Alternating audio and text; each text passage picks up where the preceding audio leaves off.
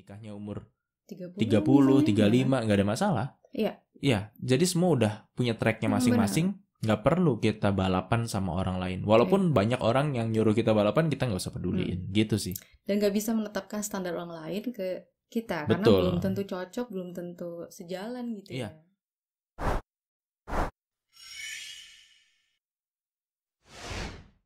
Ketemu lagi di Ngeteh Bareng Suami. Kali ini kita akan ngebahas, sebenarnya bukan ngebahas sih, lebih ke aku pengen sharing. Sharing apa nih? Tips-tips memilih pasangan hidup. Memilih pasangan hidup. Oke. Gimana untuk tuh? jadi suami atau istri gitu ya. Iya. Nah, aku pengen sharing yang pertama, ketika kita mau milih pasangan hidup, yang pertama adalah kita harus kenali dulu kita butuh pasangan yang seperti apa. Iya. Misalnya nih, kita suka pribadi yang kayak gimana sih? Iya. Untuk pasangan yang serius, atau yang humoris, ya kan?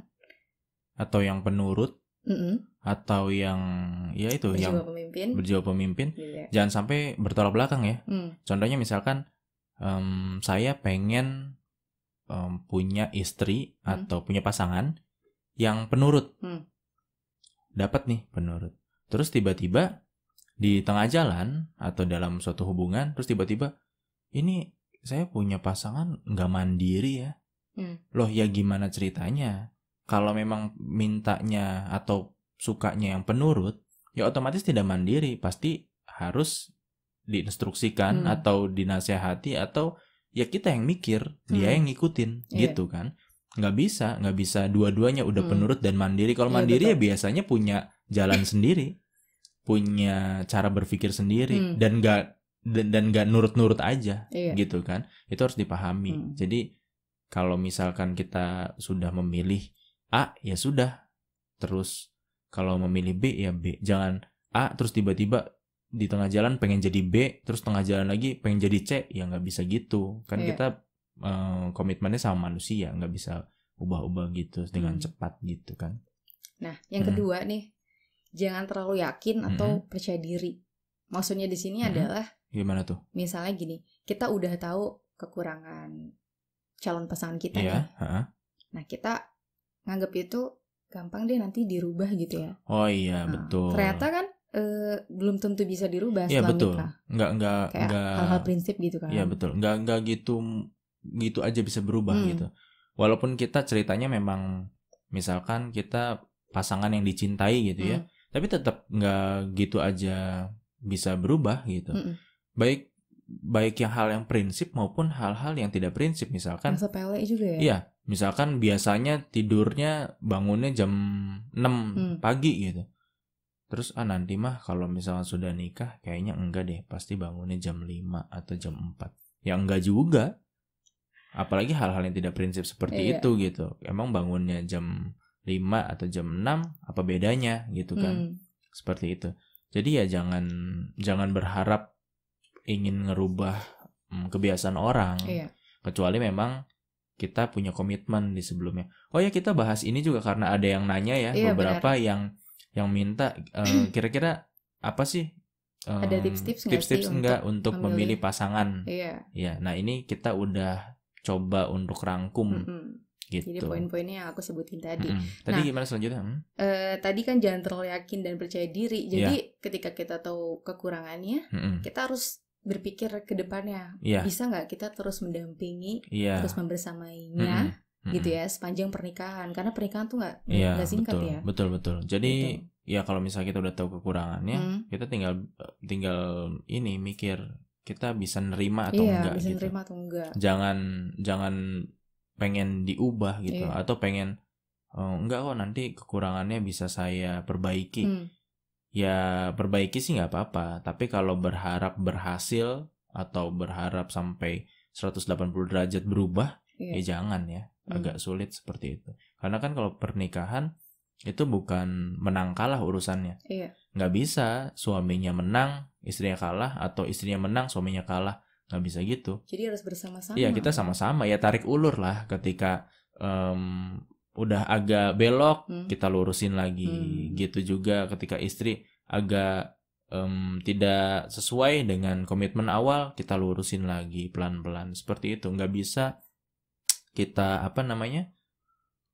menang kalah gitu sih. Jadi ketika misalnya kita udah bisa merelakan sepenuhnya, bisa mengkompromikan segala kekurangan dan kelemahannya gitu ya, barulah kita memikirkan untuk memutuskan menikah. Tapi ketika itu belum, menurut aku jangan dulu. Iya, jangan dulu. Iya, dipikirkan dulu, berkomitmen dulu. Karena gitu. Susah ngerubah kebiasaan tuh. Iya betul. Kebiasaan apalagi hal-hal prinsip. Kalau cuma kebiasaan tidur aja udah nggak bisa. Kebiasaan apapun lah, makan, tidur, kebersihan dan lain-lain, hal-hal yang menurut kita sepele, tapi ternyata ya nggak bisa. Kebiasaan udah dewasa masalahnya ya. Kalau misalkan masih anak-anak mungkin masih bisa diubah dengan mudah gitu. Tapi kalau udah dewasa ya saya rasa nggak semudah itu. Gitu. Karena kan nanti yang ada nggak nyaman gitu. Dengan kebersamaannya itu jadi keganggu gitu kan. Betul. Nah, selanjutnya nih, hindari mengabaikan informasi dan saran dari orang terdekat. Jadi maksudnya gini, kalau kita belum nikah nih, kita mau nikah kan.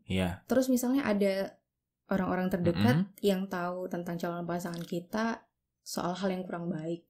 Taunya ceritanya tahu betul ya. Iya, tahu betul. Bukan ceritanya cuma tahu-tahu kabar burung gitu. Itu juga bahaya juga sih sebenarnya. Nah, itu dia. Makanya kita harus cari tahu lebih lanjut. Kalau kita memang serius ya. Iya, gitu. Kita harus lebih dalam lagi mengenal calon pasangan kan. Tanpa menghakimi. Iya, betul. Gitu. Karena takutnya itu cuma isu-isu doang gitu. Kalau cuma isu-isu doang terus kita langsung, oh kamu gini, kamu gitu. Pas ternyata tidak, malu. Malu dan dianya udah terlanjur tersinggung, gak jadi deh gitu kan. Atau informasinya gak utuh gitu misalnya. Iya, betul. Hilang atau apa gitu. Iya, karena kan ya itu, kembali kan ada pepatah jangan terpesona dengan fakta, karena fakta kan bisa dipilih. Ya itu bahaya ada juga tuh. Ada yang dihilangkan gitu ya. Iya, ada yang dihilangkan. Ya memang fakta semua, tapi kalau yang dihilangkannya fakta yang penting, terus yang ditonjolkan fakta-fakta yang negatifnya saja, tidak tahu alasannya, bisa ya itu tersesat. Kan bisa bahaya. Bisa salah ambil keputusan. Nah, yang terakhir itu adalah memiliki visi. Satu visi. Iya, satu visi. Jadi gini, di dalam tujuan yang satu visi itu, kita tuh harus diskusiin apa aja yang mau kita capai, apa aja yang kita tuju, apa aja yang mau kita dapetin dalam suatu pernikahan, bersama-sama gitu, didiskusikannya.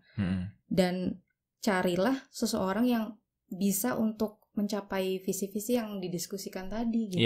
Betul. Misalnya nih, misalnya pengen punya rumah di mana gitu kan, karirnya seperti apa, soal pekerjaan, anaknya berapa gitu kan, harus ada komitmen dari awal. Karena kalau nggak klik di situ itu juga jadi masalah. Misalkan si prianya pengen punya anaknya 5, ternyata si perempuannya nggak mau sebanyak itu gitu, karena banyak risiko apa segala macem. Jadi kan cuma gara-gara pengen punya anak berapa aja jadi ribut. Makanya harus clear dari awal kalau menurut saya.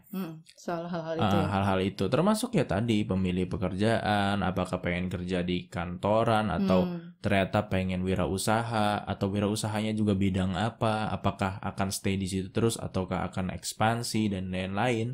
Itu harus jelas gitu kan. Karena kalau nggak jelas ya nanti kita repot juga tuh masalah itu gitu kan. Nah yang penting intinya adalah komunikasi sih, semua itu ya kan. Ya semuanya bisa dilaksanakan atau diwujudkan dengan komunikasi yang benar. Ya udah selayaknya sih kalau misalkan mau masuk ke jenjang yang lebih baik gitu ya. Ini kan tips memilih pasangan hidup berarti sebenarnya udah ada calon-calonnya gitu ya. Jadi lebih ke komunikasinya sudah baik, harusnya ya bisa menggali semua informasi-informasi itu dan mengkomunikasikan pemahaman-pemahaman kita. Nah tadi yang soal visinya sama mungkin lebih ke searah kali ya. Kalau sama persis kan kayaknya susah juga. Tapi kalau searah bisa, misalkan nggak mungkin juga misalkan yang prianya pengennya ke arah barat, terus wanitanya ke timur, itu nggak nyambung, terlalu berseberangan. Mungkin agak minggir-minggir doang gitu, jadi bisa bersisian tapi masing-masing tetap satu arah gitu kan. Dan yang paling penting juga kalau untuk cewek ya, pasangannya ya harus mapan dan bertanggung jawab. Paling nggak dia punya plan, punya rencana untuk bisa menafkahi, ya betul, kan sepanjang pernikahan gitu. Ya jadi udah punya rencana paling enggak. Kalau misalkan pun kita nggak pernah berpikiran bahwa harus bekerja sih ya, bekerja dalam arti jadi pegawai, enggak. Kalau misalkan kita punya calon pasangan yang tidak jadi pegawai juga nggak masalah. Misalnya pengusaha, pedagang, gitu. Atau wirausaha, atau apapun, entrepreneurs zaman sekarang itu kan kata-katanya seperti itu. Ya nggak masalah juga, cuma planningnya harus jelas.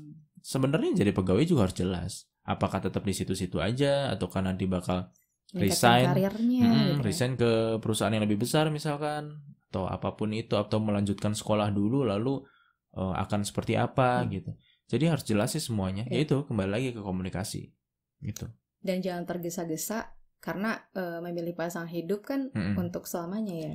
Iya betul. Bisa ya kan dalam pernikahan dan itu bukan nggak perlu buru-buru. Singkat. Ya nggak perlu buru-buru dan nggak usah terpengaruh sama orang lain. Kan hidup tuh bukan balapan ya. Jadi kalau menurut saya nggak setuju banget dengan konsep hidup balapan berlomba-lomba gitu ya. Iya. Dia umur 25 udah nikah. Wah, saya umur 27 belum nih. Berarti saya kelewat. Enggak. Ada momennya masing-masing. Ada yang nikah umur 21 nggak ada masalah. Ada yang nikah umur 25, ada nikahnya umur 30, 35 nggak ada masalah. Iya, jadi semua udah punya tracknya masing-masing. Nggak perlu kita balapan sama orang lain. Walaupun banyak orang yang nyuruh kita balapan, kita nggak usah peduliin. Gitu sih. Dan nggak bisa menetapkan standar orang lain ke kita. Karena belum tentu cocok, belum tentu sejalan gitu ya.